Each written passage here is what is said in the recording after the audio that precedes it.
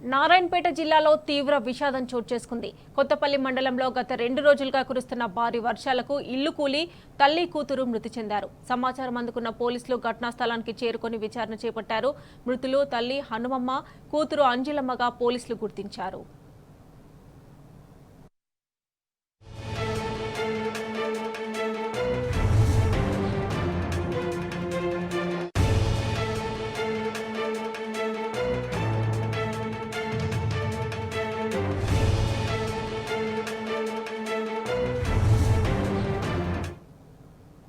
ఇక మరిన్ని డీటెయిల్స్ మా ప్రతినిధి గణేష్ అందజేస్తారు. గణేష్, చెప్పండి.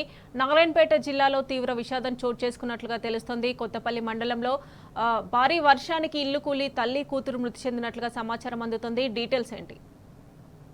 మమత, గత 2 రోజులుగా వికారాబాద్ జిల్లా కావచ్చు, అటు నారాయణపేట జిల్లాలో కూడా 2 రోజుల నుంచి కూడా మోస్తారు నుంచి భారీ వర్షాలు కురుస్తున్న నేపథ్యంలో కూడా నిన్న అంటే 24 అవర్స్ నుంచి కురుస్తున్న నేపథ్యంలో ఇంటికి సంబంధించి నారాయణపేట జిల్లా కొడంగల్ నియోజకవర్గంలో కొత్తపల్లి మండలం ఎక్కమేడు గ్రామంలో గ్రామానికి సంబంధించి తల్లి కూతురు కూడా ఇల్లు నిద్రిస్తున్న సమయంలోనే ఇల్లు కూలి చనిపోవడంతో ఆ గ్రామంలో విషాదచారాలు మొదలుకున్నాయి. మృతులకు సంబంధించి చూసుకున్నట్టయితే మృతులు హన్మమ్మ 75 సంవత్సరాలు, అలాగే ఆమె కూతురు అంజిలమ్మ 35 సంవత్సరాలు కూడా వాళ్ళు నిద్రిస్తున్న సమయంలోనే అర్ధరాత్రి సమయంలో పైకప్పు కూలి గూడ కావచ్చు, అలాగే పైకప్పు కూలి ఆ నిద్రలోనే మరణించడం జరిగింది.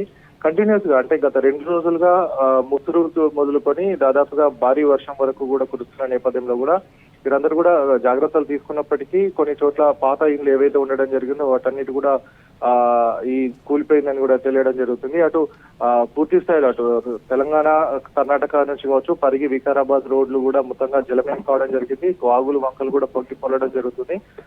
ఈ సంఘటనతో అధికారులు కూడా అప్రమత్తం కావడం జరిగింది. పాత ఇండ్లు ఏవైతే ఉండడం జరిగిందో జిల్లా వ్యాప్తంగా కావచ్చు ఇంటిని అన్నిటి కూడా పరిశీలించాలని కూడా చెప్పిన నేపథ్యం కనబడుతుంది. కానీ కొన్ని చోట్ల అధికారులు సరిగా గుర్తించకపోవడం వల్ల ఈ సంఘటన చోటు చేసుకుందనుకోవచ్చు. ముఖ్యంగా ఈ కంటిన్యూస్ గా కురుస్తున్న భారీ వర్షాల వల్ల పాత ఇళ్లు కావచ్చు, ఏవైతే చెట్లు ఉండడం జరుగుతుందో భారీ వృక్షాలు అవి కూలే ప్రమాదం ఉందని కూడా ముందస్తుగానే హెచ్చరించిన నేపథ్యం కనబడుతుంది.